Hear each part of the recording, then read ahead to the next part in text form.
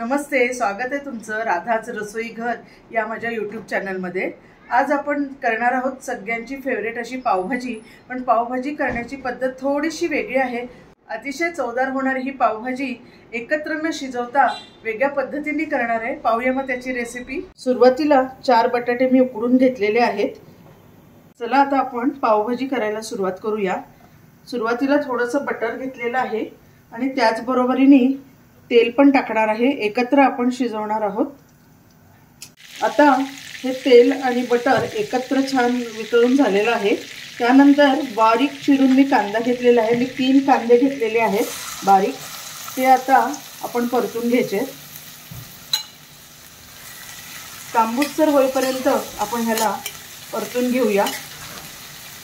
कांदा होतो तोपर्यंत आपण बटाट्यांची सालं काढून घेऊया आणि त्याला छानपैकी स्मॅश करून घेऊया। एकजीव करून घ्यायचंय। बटाटे सोलून झालेले आहेत। आता आपण एकजीव करून घेऊया। कांदा छानपैकी आपला झालेला आहे। त्यानंतर त्यामध्ये आलं लसूण पेस्ट टाकते। साधारण 8 ते 10 लसणाच्या पाकळ्या आणि 1 इंच आलं असं घेतलेलं आहे। आता हे कांद्याबरोबर आपण परतून घेऊया। बारीक चिरलेली शिमला मिर्च घेतलेली आहे। साधारण 2 मोठ्या शिमला मिर्च मी घेतलेले आहेत। या सुद्धा परतून घ्यायच्या। बरेचदा काय होतं, खूप जण घाईमध्ये एकत्र सगळ्या भाज्या कुकरला लावतात आणि पावभाजी करतात। ती भाजी जरा पांचट होते। ही भाजी मी जी आता तुम्हाला दाखवते ती खूप चवदार होते, कारण आपण अशा भाज्या परतून घेतो, त्या सगळा रस या भाजीमध्ये उतरतो आणि ही भाजी जास्त हेल्दी पण होते आणि टेस्टी पण होते। आता आपण टाकणार आहोत फ्लावर। बारीक चिरून घेतलेला फ्लावर आपण टाकतोय। तोही परतून घ्यायचा आहे।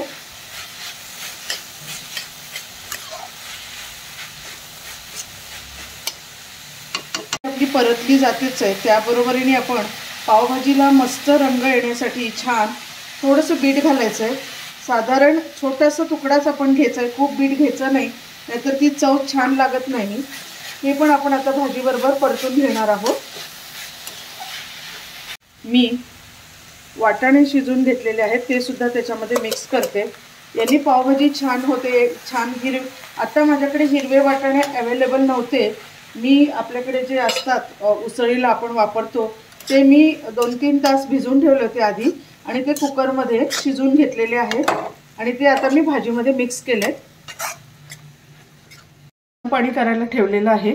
आपल्याला ते भाजीमध्ये टाकायचं आहे। मीठ घातल्याने काय होईल, भाजीला पाणी सुटेल आणि ती भाजी शिजली जाईल व्यवस्थित। घालून झाल्यानंतर थोडंसं परतून घेऊन आता मी गरम पाणी घालतेय आणि आता हे 5 ते 10 मिनिटांसाठी झाकून ठेवूया आपण।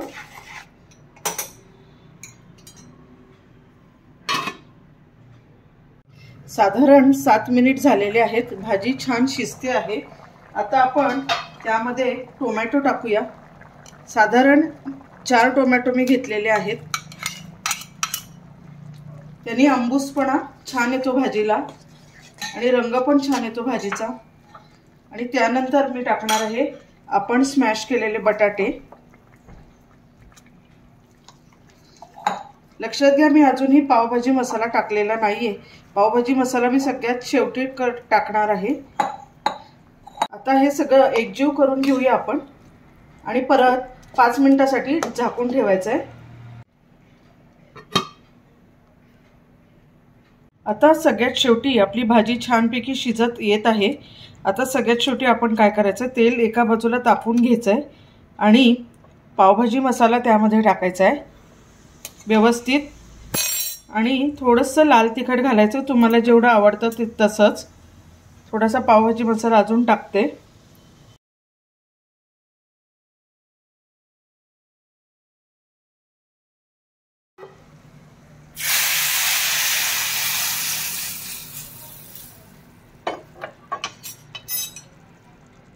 अशा पद्धतीमुळे केल्याने भाजी तर छान दिसतेच आणि वर एक छान असा रंग भाजीला येतो आणि तवंग असं छान दिसतो। भाजी एकदम मस्त लागते सुद्धा। आता हे सगळं आपण एकजीव करून घ्यायचंय।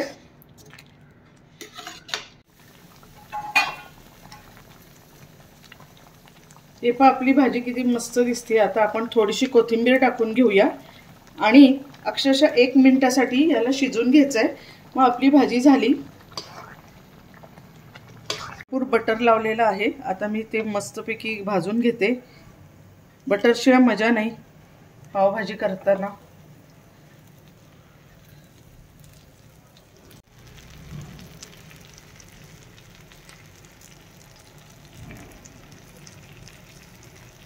आपले पाव आता रेडी आहेत। मी खाली काढून घेते।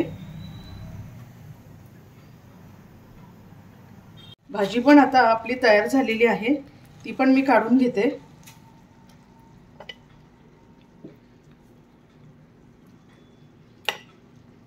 आता आपण कोथिंबीर टाकून घेऊया। एकदम टेस्टी लागते, मस्त लागते ही भाजी।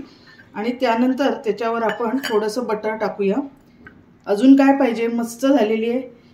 अशीच भाजी करून बघा, चवीला मस्त लागणारी ही पावभाजी तयार झालेली आहे। तुम्ही अशीच करून घरी बघा आणि मला कळवा तुमची पावभाजी कशी झाली आहे ते कमेंट्स करून नक्की कळवा। रेसिपी तुम्हाला नक्की आवडली असेल याची मला खात्री आहे।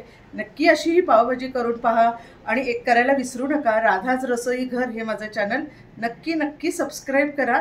Thank you very much.